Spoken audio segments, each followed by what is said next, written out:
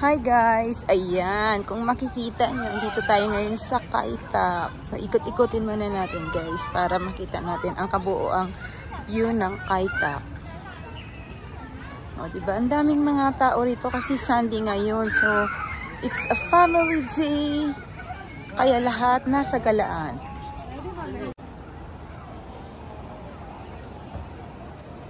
Ayan guys, nandito lang ako ngayon pag-gala-gala guys sa Kai-Tak para maglibang-libang. Ayan, ang dami pa guys mga building na for construction. So ayan, makikita nyo oh. Ang daming tao ngayon kasi madami ditong mall. Sa kabila may mall, sa kabila may mall. Tsaka madami na ditong maiikutan sa Kai-Tak guys. Although marami pa rin mga building na hindi pa naaayos. Hindi pa tapos. Ayun, oh, marami pang mga construction na hindi pa siya tapos. Kaya dadami pa lalo ang mga tao dito pag halos natapos na yung buildings na yun. Ayan, makikita mo. Ang ganda. O, diba? Ang ganda dito. O, nag-iingay lang. Ayan. Helicopter, siguro may mga re-rescuehin na naman kasi ganyan dito sa Hong Kong pagka may mga helicopter na nagre-rescue yan guys. Ayan, makikita nyo ang daming mga bindo machine dito ng Coca-Cola. Ayan, top up nyo lang guys yung mga octopus nyo. Kaya kung wala kayong octopus, ayan, pwede naman yan dyan mga pera na yung cash money. O, ayan. O, ayan. Dahil sa sobrang init ngayon, kaya siguro nila nilagyan ng 4 na bindo. O, ayan, ang dami talaga nilang nilagay na bindo machine ng Coca-Cola. Ang daming tao ngayon dito. Nakakatuwa.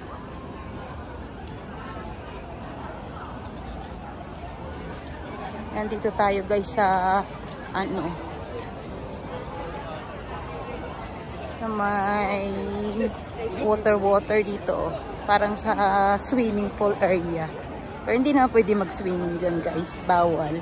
Marami lang dyan talaga nagpi-picture taking. Maraming mga nag-aura dyan. Ayun. Ang init kanya, tingnan nyo. Makikita nyo yung saan silipin natin. Ayan. O, diba guys, ang ganda ng kapaligiran. Ito yung dating airport ng Hong Kong, yung Kai-Tak. Ngayon, isa na siya sa magandang place dito.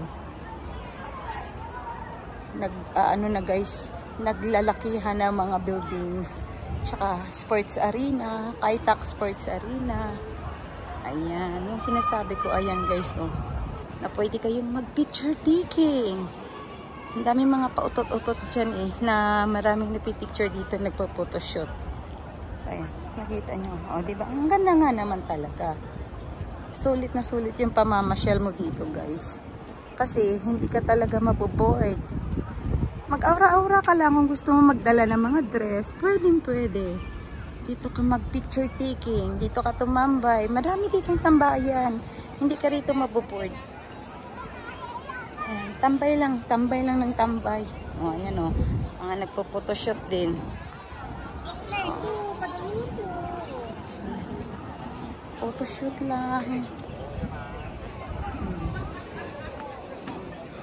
Hi guys! Ayan, nandito pa rin ako guys sa Kai-Tak. So, ayan.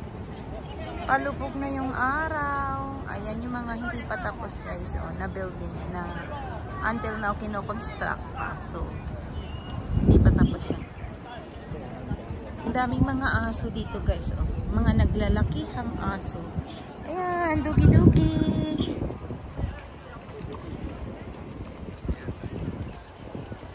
Ayan, uwi na ako guys. Kasi gabi na. O, diba?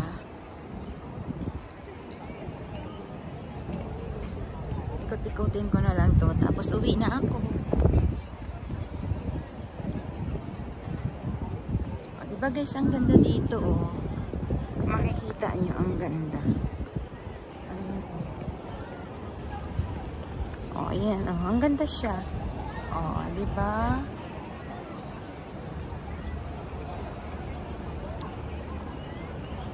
Ikot-ikot. Haba ang pauwi na para... Pero malapit lang naman yung ano ko rito. Yung place ko kasi Wampoa lang ako. Ayan. Ayan guys, ang ganda ng ano, view ngayon. At saka ang ganda ng ano, ngayong araw na to sobrang init lang. Grabe ang init talaga. Pero okay na rin, at least may araw. Kaysa yung ano, very cloudy talaga. Ang pangit pagka cloudy kasi guys, hindi talaga ako nang i-enjoy. Lalo na pagka kukuha ka ng maraming video or pictures. Ang pangit pagka makulimlim, madilim. Ayan, daanan na natin to guys. Oh. Yung river dito. Ayan. Oh, diba guys, ang ganda oh. Oh. Oh, diba? Ang ganda niya talaga. Ayan, ang ganda ng ano, paligid dito sa Kaita.